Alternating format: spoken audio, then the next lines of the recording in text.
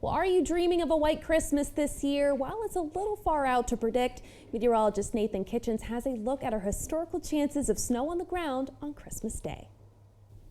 In order to see a white Christmas, we have to have at least 1 inch of snow on the ground Christmas morning, and we can look back at history to see exactly what our chances are to see that official white Christmas. And you can see the northern half of Ohio is in about that 25 to 40% range for that chance. And as you head further north, no surprise, the chances are much greater. Heading north of Interstate 80 into parts of Michigan, your chances are much higher because you get that cold air this time of year over the warm Great Lakes. That, of course, develops snow, and you can see the further south you go.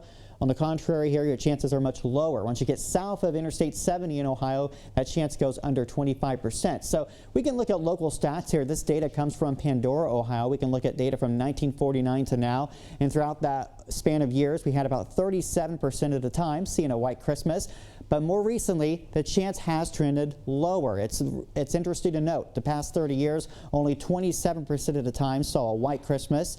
And over the past decade, only 10%. So only one white Christmas in the past decade here in west central Ohio. So breaking this down, looking back from 1950 to now, looking per decade, you notice the 1960s was a very snowy time with more than 60% of those years having a white Christmas. You can see, though, the trend downward in the last decade, seeing only 10% of those years with a white Christmas. So the snowiest Christmas was in 2004.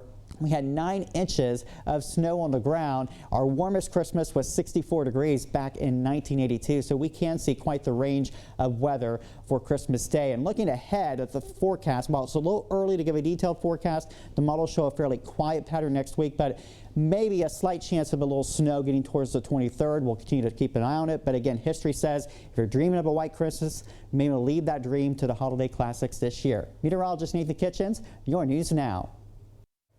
Thanks, Nathan.